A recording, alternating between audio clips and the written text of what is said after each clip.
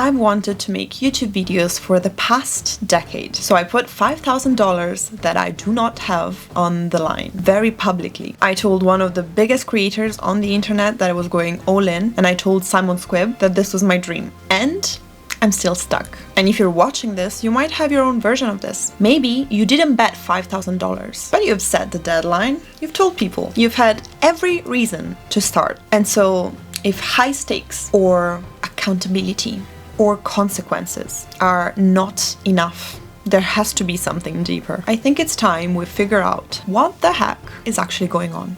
And listen, I could sit here and tell you how busy I am. Work is insane right now. And I'm not always in a good headspace. And London weather is driving me insane. But that's not really it, is it? It's not that I don't have time. It's that I'm spending the time that I do have in my own head instead of in front of a camera. And again, maybe you're doing the same thing. It's a different excuse, but the same pattern. So what is actually stopping us? Well, fear not, because I looked it up. And apparently we are in a freeze response, my friend. And a freeze response is when your brain detects overwhelming stress, whether it's a grizzly bear or just a very long to-do list, and it can't tell the difference. So it goes offline. When I'm sitting there, unable to even think about filming a video, I'm not being lazy, is that the part of my brain that I need to do the thing is literally not online. And the longer I stay in this state, the more my brain reinforces this as a familiar pattern. And the brain apparently loves what's familiar. The stress triggers a freeze response, and a freeze response prevents action.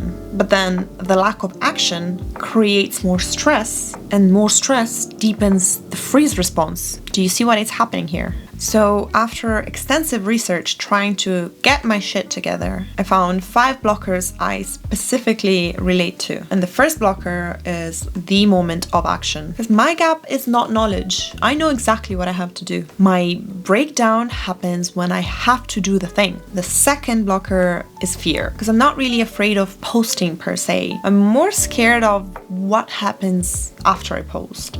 You know, the comments, or whether or not the video is gonna flop or do well. But I can't really be afraid of something that's already happened, which means that I'm kind of living in a future that doesn't exist yet, and I'm letting this future control my present. Yeah. And then the third is decision overload, because every single video in this case is about 30 different decisions. I'm literally treating each video like it has to be a statement instead of just another video. And I've structured my life so that filming is one of the most agonizing, hardest things I could do. And it requires energy and focus and vulnerability. Meanwhile, scrolling on my phone requires absolutely nothing. And then fourth blocker is identity, because right now the potential of what this could become is still safe in my mind. As long as I don't post, I could still be the person who's gonna make it on YouTube and do great videos and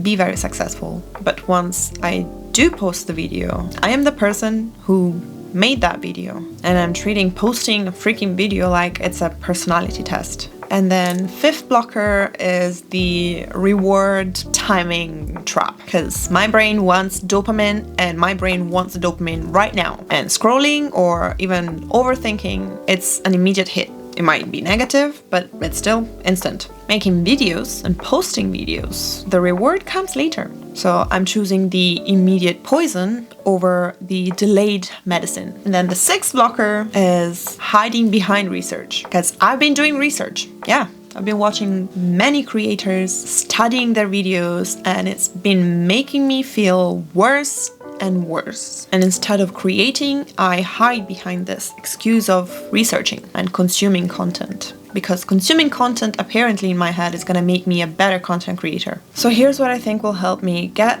my shit together. Number one, separating the action from the outcome. When I sit down to film a video, my only job is to hit record and talk to the camera. It's not to film a banger, it's not to grow my channel, and it's not to become a thought leader. It's just to film a video and talk to the camera. Number two is pre-deciding everything. So I don't have to make 30 decisions per video. I'm gonna be deciding the format.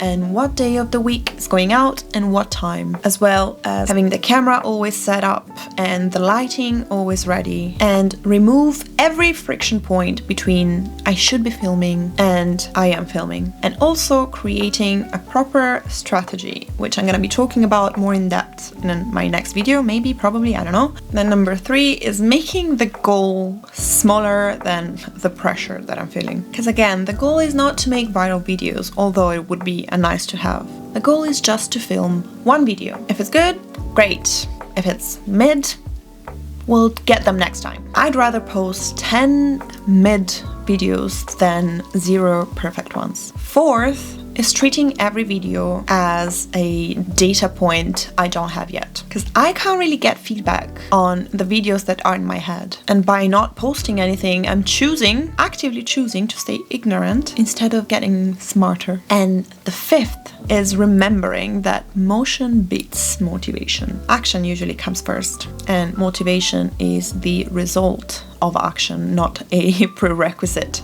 But after saying all this, here's what I actually think is going on. And I don't think that I have a fear of failing. I love failing. I'm real good at failing. Failure and rejection, I'll take them any day. But what actually is terrifying me is sustaining. Because I've proven I can spike.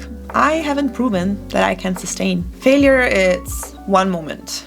I recover and I move on. But sustaining, that's identity. That's who I am. That's not what I did. It's the difference between I tried and it didn't work out and I'm just not built for this. So I don't start, because if I don't start, I never have to find out. And the potential of me being a big, great, amazing YouTuber stays safe. But I'll never know if I can sustain if I don't start. And I will never start if I'm waiting to feel certain that I can sustain. And the only way to find out is to start and keep going. Not because I feel like it, but because that's what the person who sustains does. I don't know if any of this makes sense. But yeah, I think the gist of it is that I'm treating posting silly little videos on the internet like an identity test. I think at this point, the only way out is through. I'm gonna try to put all this stuff into practice and just see what happens. And if you're stuck in the same place overthinking whatever you want to do, maybe you can try it too. Because